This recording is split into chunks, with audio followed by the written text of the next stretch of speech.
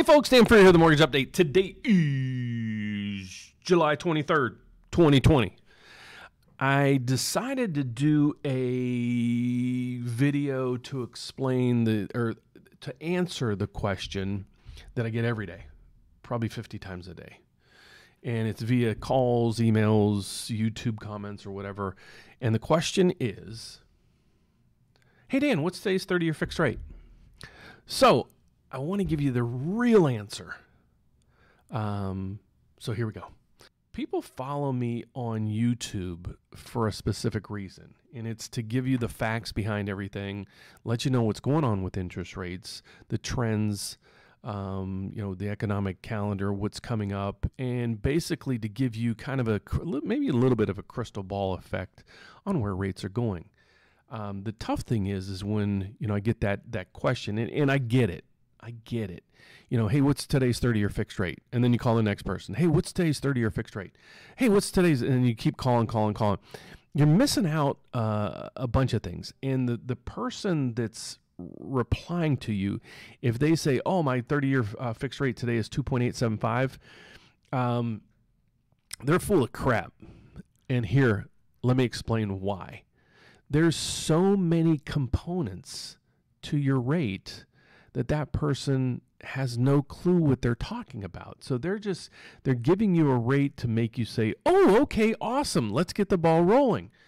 What you fail to ask are some things. And I want to go over that. That's one of the things I want to kind of touch in detail. And I always tell you is please find out the costs. Okay, find out the costs. So the key thing or the trick that a lot of people play is, well, your out-of-pocket expense is only going to be $400 for the appraisal. Okay, cool. That's awesome. Well, how about my not out-of-pocket expenses that I have to finance and pay interest on it? So those can come in the tune of $3,000, $4,000, $5,000, $7,000. I saw 3 applications from some of my loan officers yesterday, and I'm going through the loan estimates with them.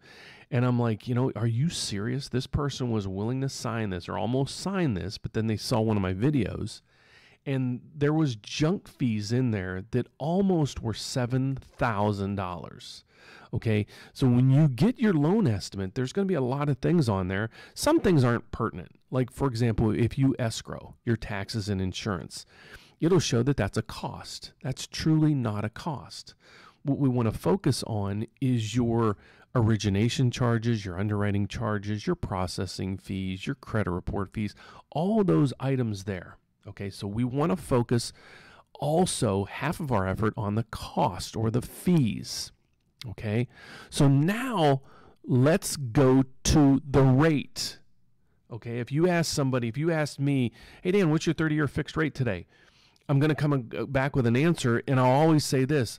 I'm not trying to avoid your answer or answering your question, but there's a lot of pieces of the puzzle. The analogy I always use is, I call him, or I pull into a mechanic and say, this thing keeps stalling on me.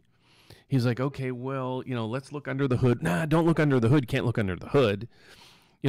But then he's like, well, I got to figure out what I'm working with here to try to figure out what's the problem. That's the same thing with mortgage rates. There's components or pieces of the puzzle, and I'm going to go through our pricing engine with you here in a second to pull the curtain back just to show you some basic features that we have to answer to find out your rate. So again, if you call somebody and they're like, oh, our 30-year rate today is 2.75.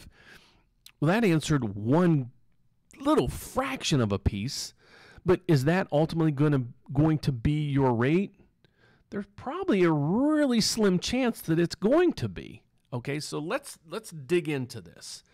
So when I go to my pricing engine, I have to put in several components. Okay, every one of these cells is a question, or almost every one of these cells is a question that needs to be answered to figure out what your rate is. Okay, so the first thing is what your loan amount is. Okay, so I'm going to put in $250,000. Do you have a second lien? Do you have a home equity loan? How much do you owe on your home equity loan versus how much is the full amount of the home equity loan. What I mean by that is you might have a home equity loan for $100,000, but you only owe 20. Well, when you're getting a mortgage, that $100,000 line comes into play. You might not have realized that. Do you have a second lien?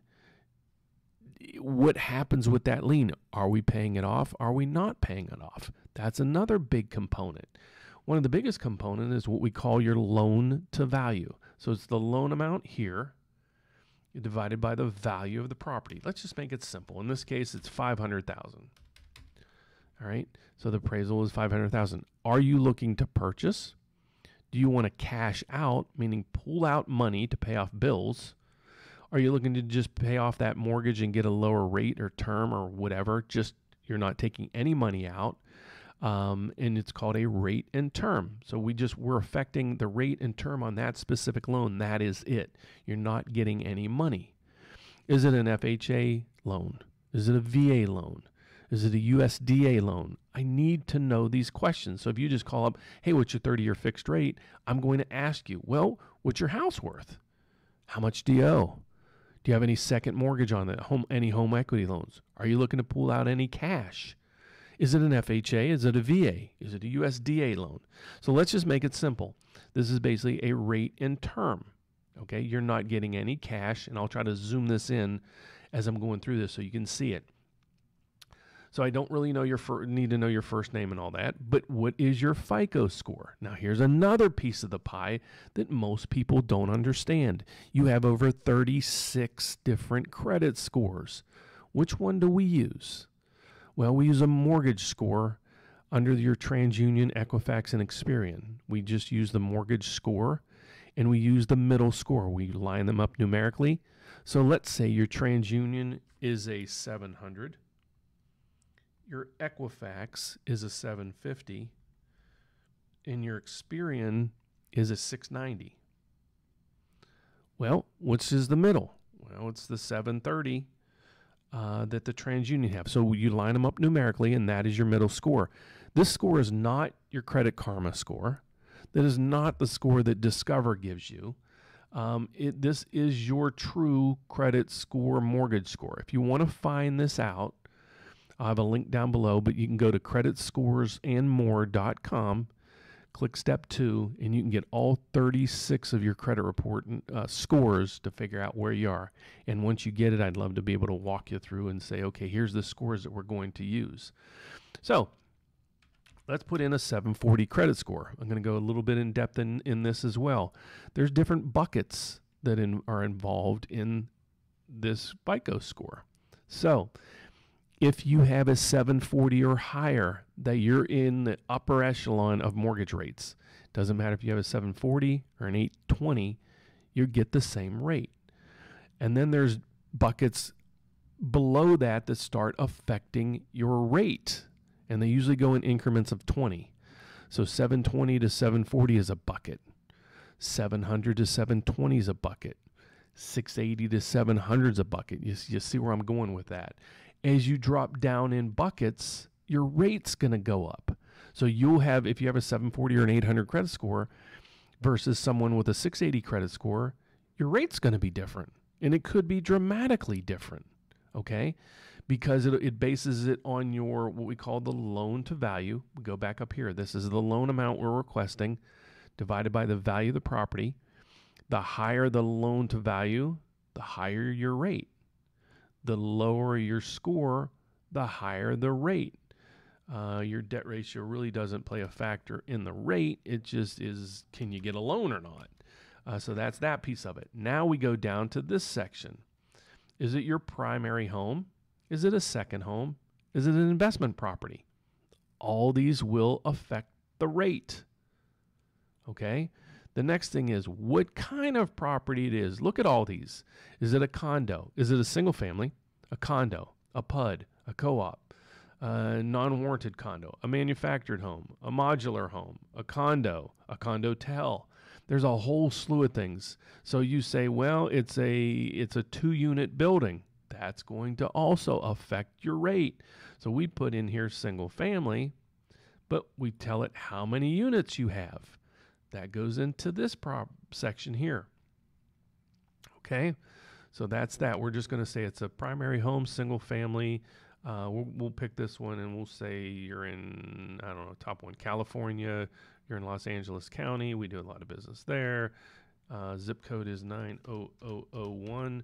We do not redline or anything of that sort. So all this information is not relative because it doesn't matter what city, county you're in for the rate with us. But it does affect you if you're in a high balance area. So the conventional financing, you can get a loan right now. Let's say I think it's 510,000. I should know this, but I'm just, I'm doing this because I got several calls today of, Dan, what's the 30-year fixed rate today?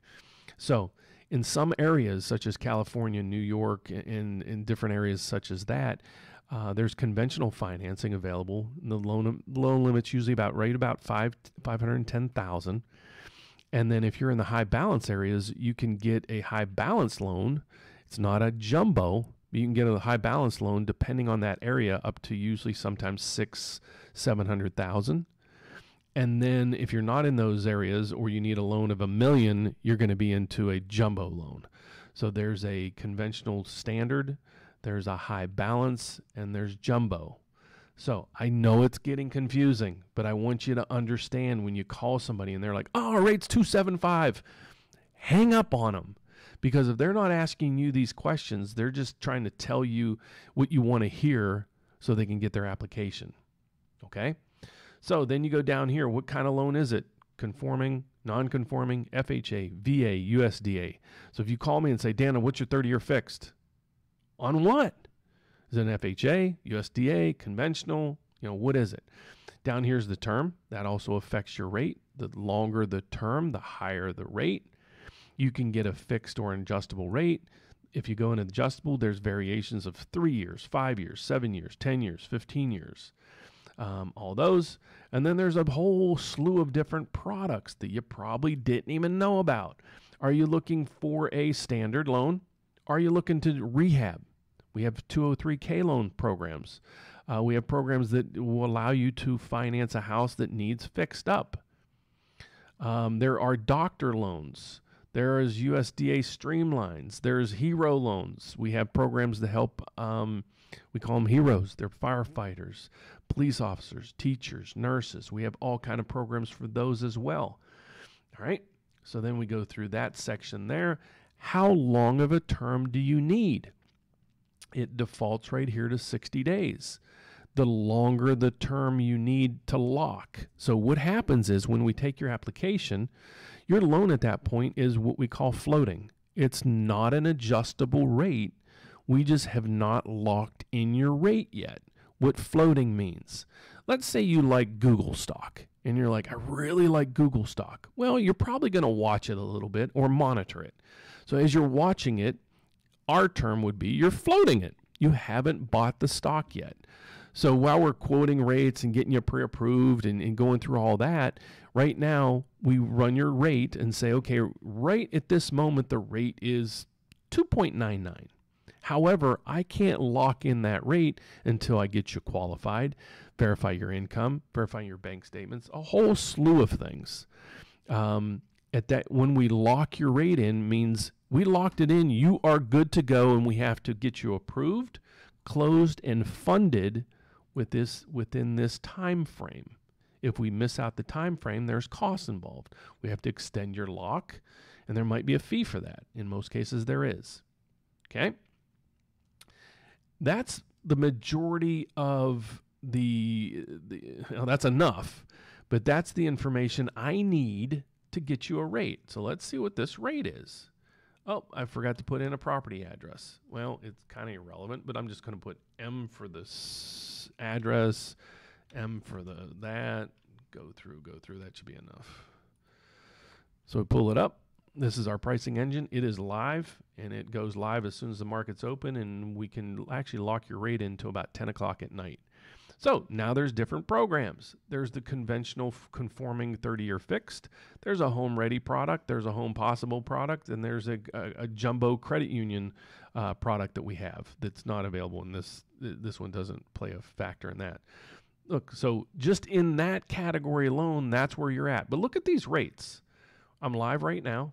If you were in that scenario, you can get a rate today of 2.875. Okay, let me explain these rates to you, and I do this every day.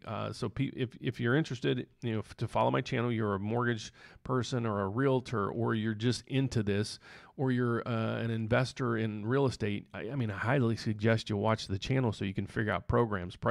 When I call pricing, I call interest rates. So here's the interest rate that I can offer on this side of the equation, right through here.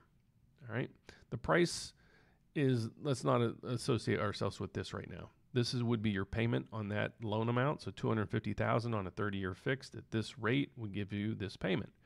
Right here's where we want to is the interesting part. If there's a negative number here, it means you would get a rebate check back to yourself for that amount of money. You'd get a credit to cover any closing costs that you have in that amount of money. If there is a positive number, it means you have to pay that amount to get that rate. So, for example, if you took a 2.875 rate on this, for this loan amount in this criteria, you would get a rebate check for $200. So 2.875 would yield you a $200 rebate check.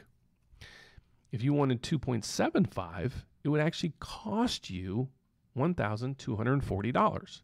Okay? A difference, big difference. Actually, a real big difference there. That's a big spread. They're usually not that big. All right, so now let's go in here and say, okay, let's just change this parameters to, now it's a 680 credit score. All we did was change the credit score. Let's see what rate you get. It might not be affected much on here because the loan to value is so low. Yeah, but it didn't really affect you because the loan to value, meaning the loan amount's $250 on $500,000. So now let's go to this loan amount. We're going to go to $400,000. And you'll notice the loan to value now went from 50% to 80%. And I'm going to put back the same credit score of 740. We go back in, and remember, we were at 2.875 getting a credit back. Now you're at 3. Let's go into it. You're at 3 getting $8 back. And if you want 299, it's going to cost you $272. Okay? All we did is up the loan amount. That's it. That's why I need to know your loan amount. Now, let's go in here and say this is a 640 credit score, not a 740 credit score. So remember, we started at 2.875, then we went to 3. Now where are we? Oh boy. Now we're at, unless you fit under the Home Ready or Home Possible programs, and I have other videos to explain those, your 30-year fixed rate is 4.75. So if this person, you called them up and said, I need a $400,000 loan, my house is worth $500,000, what's your 30-year fixed rate? And they said, 2.875. Oh, sweet. You put in your application, they pull the credit, they put everything together, and they call you back and say, you know what? The best rate I have for you is 4.75. You'd be like, you told me 3.75 or 2.75, 2.875. Well, yeah, but I didn't know your credit score. Well, they should have asked before they quoted you a number.